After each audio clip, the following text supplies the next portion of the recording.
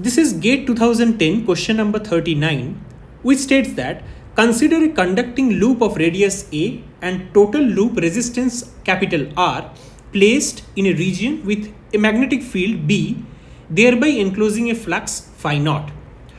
The loop is connected to an electronic circuit as shown, the capacitor being initially uncharged. Fine. So if the loop is pulled out of the region of the magnetic field at a constant speed u, the final output voltage V out is independent of what parameters? So phi naught, whether it is u, r or c. Which of these parameters V out will be independent of? So this is what the diagram looks like.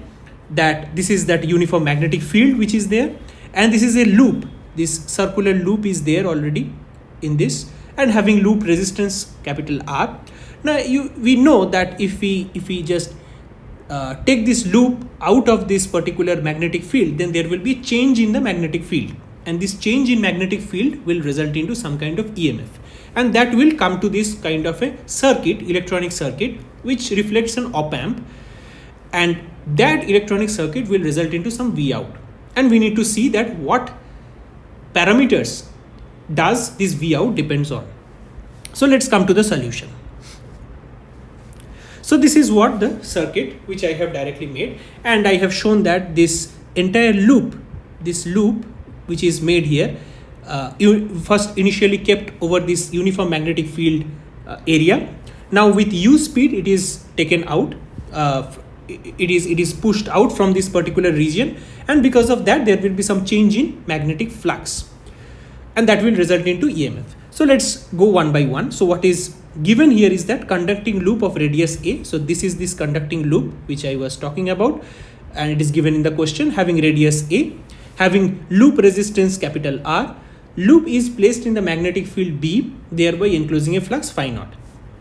Now if loop is pulled out of the region of B, which is this one, from this region, this box region, with speed u, then what will be the V out?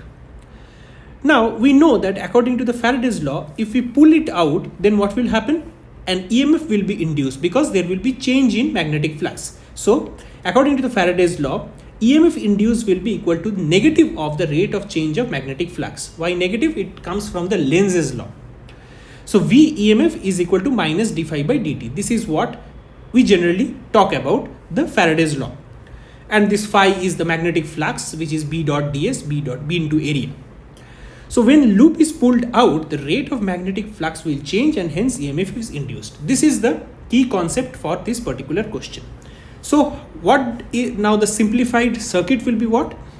There will be some EMF due to this particular pulling out of this loop with speed u. There will be some EMF induced in this particular loop, and there will be some resistance R, which I have drawn it like this, that V EMF with some loop resistance R, and then the circuit as it is, as given in the question.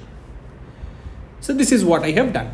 As we know that this is connected to the ground, so this will always be, the potential will be here, it will be always 0. That is what I have shown it here. So this will be connected to the ground, so potential here will be 0. Now we assume here that this is an ideal op amp.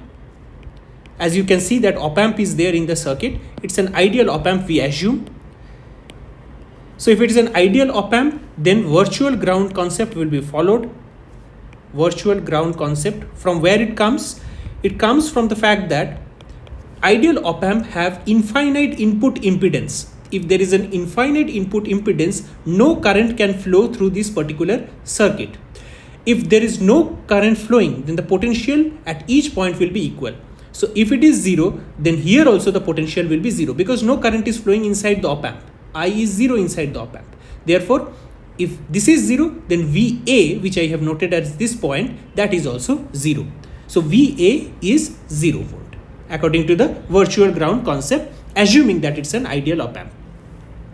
But if you see that there is a negative feedback with a capacitive circuit, there is a capacitor which is present, so it just represents an integrator circuit. So XC be the capacitive impedance, which I have written in the Laplace transform domain, that is 1 upon Cs. S is the Laplace transform domain, okay, where Laplace transform is defined as, suppose ft is there, Laplace transform of f of t is nothing but f of t e to the power minus st dt.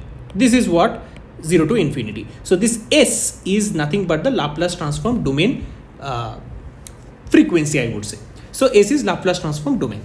So now applying KCL over this particular thing, so no current is flowing inside the op-amp, so entire current should flow like this.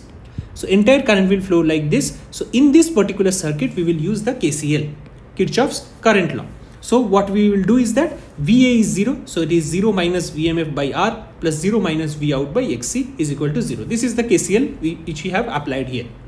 So V out, output voltage will come out to be minus V EMF into XC by R. What is XC? 1 upon CS. So minus VMF, V EMF upon RC into S. Now what we do is that this S, I multiply it to here. So it becomes S V out of S is equal to minus V EMF of S divided by RC. Remember that all V out and VMF now is in S domain, Laplace transform domain. Therefore V out is a function of S, not time. Now we will convert it into time domain by inverse Laplace transform. So we know that inverse Laplace transform of SFS is dft by dt, where Fs is Laplace transform of ft. If Fs is the Laplace transform of f of t, function of some time t, in the Laplace domain it is suppose Fs, then SFS, Laplace inverse, is becoming dft by dt. So S into V out of S will be what, therefore?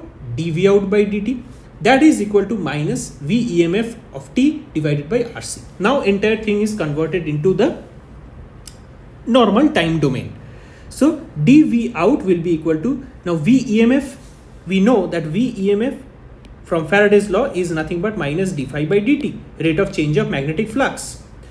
We have written it like this. So it is minus d phi by dt 1 by RC dt, and so it is 0 to VF, and this is how we generally write. Now VMF is actually minus d phi by dt, so minus and minus should become plus, and this limit I have taken wrong, so this should be from initially from phi naught to 0, because initially the flux is phi naught as given in the question. Now when I pull it out, it will be 0, right? So it will be now phi naught to 0 when 0 to VF, the V out becomes 0 to VF.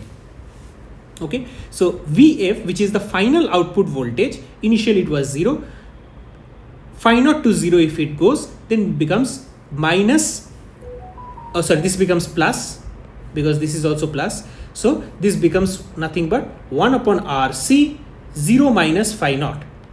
So that becomes nothing but minus phi naught upon RC. This is the final output voltage. This is the final output voltage. So V output final depends on phi naught, the initial magnetic flux, R and C.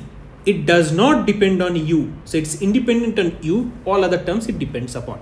So B is the correct option for this particular question. So coming back to the question again, V out is independent of U. This is the only parameter of which this V out is independent. So this is the answer for this particular question. Thank you.